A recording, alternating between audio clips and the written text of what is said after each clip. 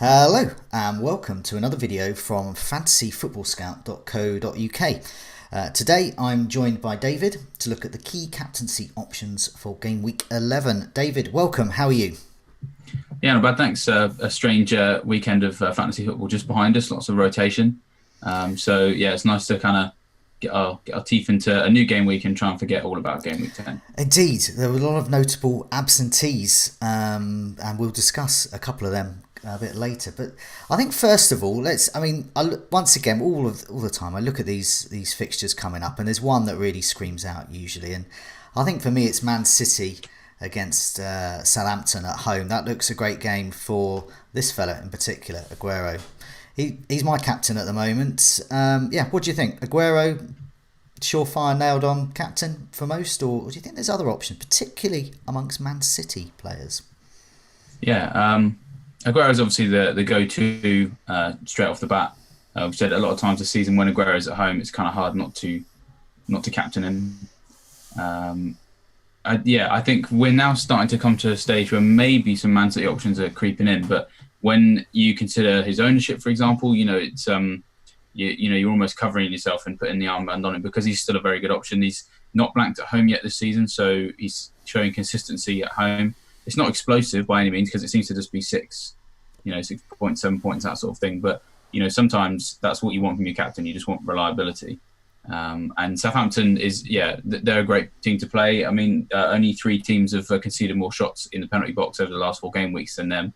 And they just seem like a team that will not put up much of a fight.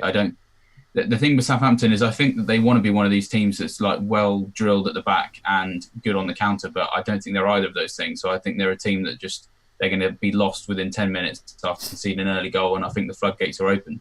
But of course, obviously, with the floodgates opening, there's lots of other Man City options about. And interestingly, last couple of weeks, Riyad Mahrez seems to have sort of come into the frame a little bit. So he started the last 3. He's got 3 double-figure hauls in his last 5, and he's ahead of Aguero for shots on target. So interestingly, all of a sudden, he's sort of coming into the frame as someone we could maybe consider. Yeah, no, I looked at Mahrez as well. He's got great underlying stats. There's always that threat of rotation. As Sterling owners found out the last home game, because he was, of course, benched for that. I mean, consistency is always good. I think if you're happy with a 6 to 8 point score, so therefore, some kind of 12 or 16 point return from a captain, then he's a good option. He has never let anyone down, really, but he's always got that threat of a hat-trick in him. I was looking at home match stats, and he's had 31 goal attempts, so that's obviously the most at home for any City option. The next nearest is actually David Silva with 14. And once again, those two have started every of those home matches as well.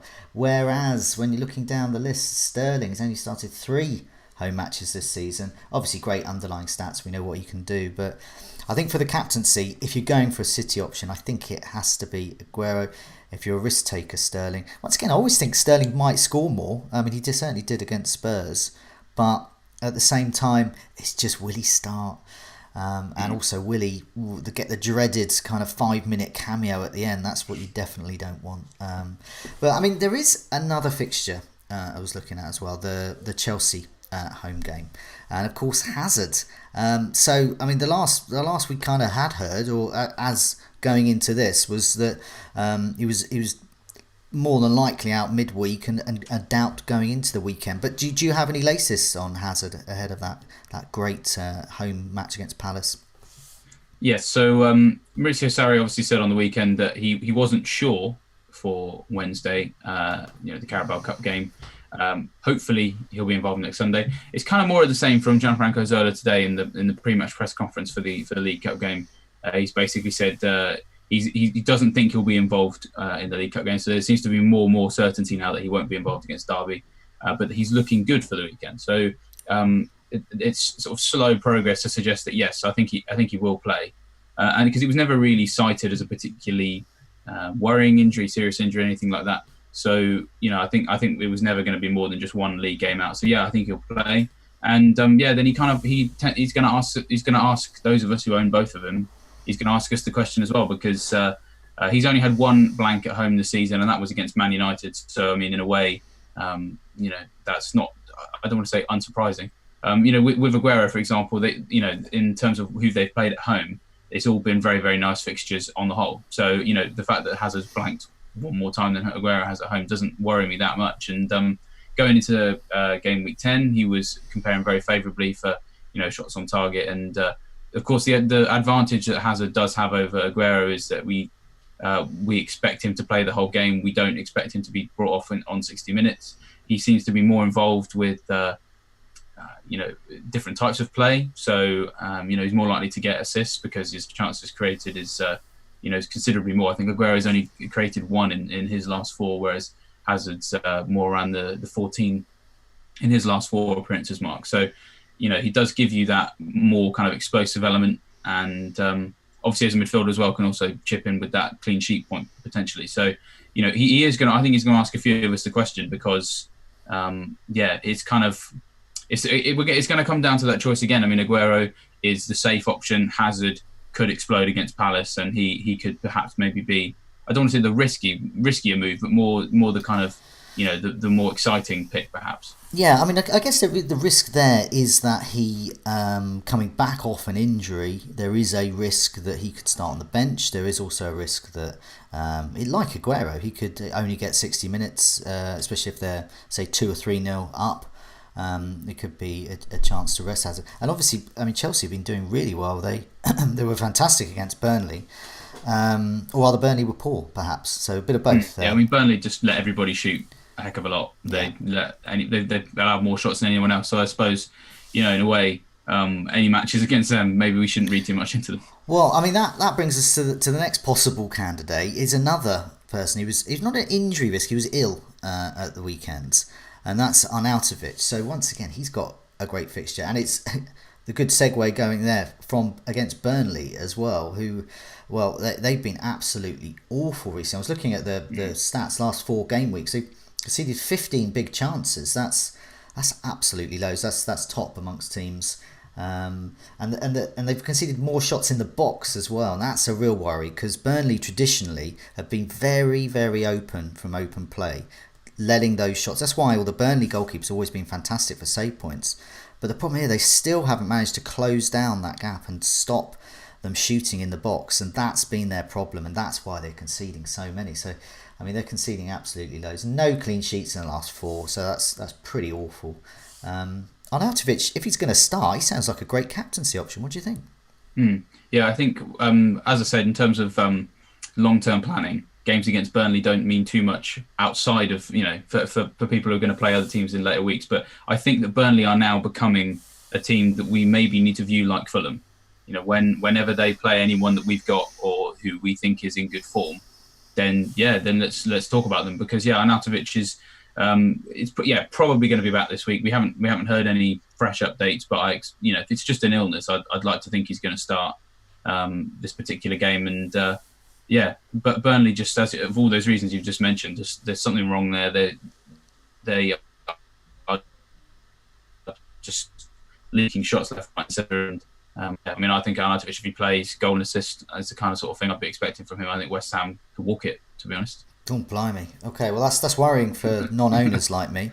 But if Aguero wasn't on the scene, I think Arnautovic would be the one I'd be most tempted by. Just looking at those Burnley stats, as you say, they're now whipping boy status. I mean, I wouldn't like to say that to Sean Dyche, but he wouldn't like that. He wouldn't like that at all. But he's got to look at the stats. He's presumably he looks at them and thinks, well, you can't really argue with it. From differentials, I think he's going to be the big pick because this week we can't really look to the Fulham match because it's Huddersfield. So, that's why I think Arnautovic kind of stands out. If there was someone else, your Bournemouths or your Palaces or someone like that, maybe playing Fulham, maybe you think about it. But yeah, Burnley this week, the whipping boys. I mean, looking at the rest of the fixtures, a tough to call fixture there is Arsenal hosting Liverpool. Now Arsenal have been really leaky at the back. So I mentioned the big chances that Burnley have been conceding, but Arsenal are actually second to them for that. So they've been really, they're ready. They're ready for someone to score against them. And of course, Mo Salah and Mane are now back in form. So they could still be options, but it's still traditionally that's a tough one to call. Could be. What do you think? Could be goals, but maybe not for the captaincy. Yeah, I don't know. I never like to predict Arsenal Liverpool. I feel like it's one of those unpredictable fixtures. I'm sure many of us remember the 4 goals scored by Arshavin all those years ago, which nobody would have ever predicted. And yeah, I think it's one of those weeks where, because the Man City match looks kind of really kind of cut and dry in terms of who you want to maybe go for, and because I actually think Hazard, if he is fit, because I think we'll get an update on Friday from Sarri on the subject. I think we'll know by then if he is going to play. So if he is going to play, I think he's a more attractive option as well. Liverpool, kind of against the bigger sides, have been less attacking than they have in recent years, which has actually served them well in terms of the table. So I think that Klopp won't.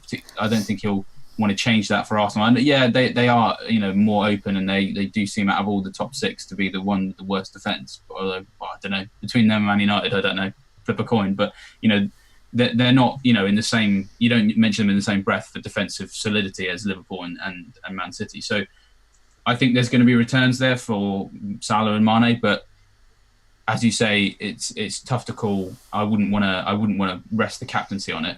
If I've got Mane and Salah in my team, for example, this weekend, I probably wouldn't move either of them on. But I think that it's just a bit separate to the captaincy, because I think if Klopp goes there and does what he did against Chelsea, or does what he did against Man City, where it's kind of it's less about high press and it's more about building from the back, then it could be another one of those performances from Liverpool where we kind of go, oh, well, they're not that exciting anymore. Okay. But I think they'll still get the points, because I think the Klopp's realised this year that type of game plan does work against the big teams, and that probably hampers for captains. Okay, I mean, elsewhere, really, I mean, there's not much that appeals to me, but how about you, captains-wise? Anything else that appeals to you in the rest of those fixtures?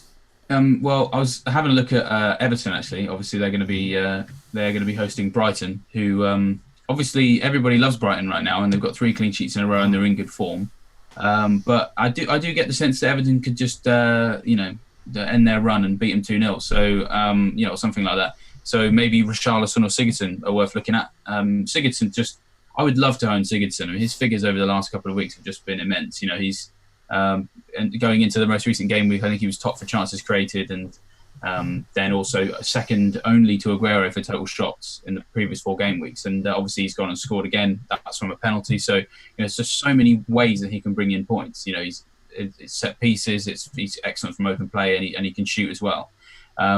The flip side, opponents, but Brighton, only Burnley have allowed more penalty box shots than them in the last 4 game weeks. And to be honest, I think they were lucky to get a clean sheet against Wolves, because Wolves created so many chances. And of course, they're really poor away from home, which is where this game's going to be. So lots of reasons that tell me I think Everton will, at the very least, score a few times in this game. And Sigurdsson or Richarlison maybe wants to capitalise on that. Yeah, I mean, their goal attempts in the box conceded is a worrying stat as well. But they could be worse. It could be almost like Burnley level. They're quite high in terms of goal attempts conceded outside of the box, which is why Matt Ryan has been doing so well for his owners recently. So not only are they keeping those clean sheets, but he's getting those save points as well. But I do agree that the shots in the box stats, that's always a worry. Of course, Duffy and Dunk, I think this is the advantage they also have, is that those two have been excellent for blocks and clearances in the last couple of weeks, and Bruno coming back in as well seems to have shored them up, and he's been great too. So obviously, goal attempts in the box only really tells, I guess, half the picture, because the other side of it is actually they seem to be dealing with them quite well.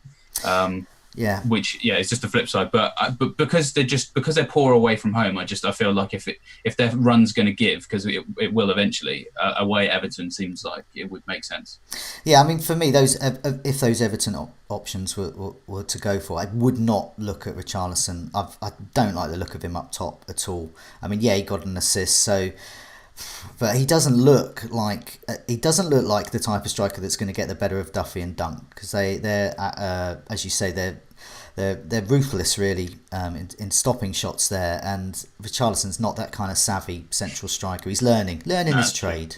But if he's out on the wing, maybe. But Sigurdsson would be the one. I think that would be the one to go for, because he's got that set piece threat as well. But once again, I mean, we're fishing around really. We're getting little goldfish, and there's gigantic sharks Man City to go for. But Quite literally, hashtag Shark Team. quite literally.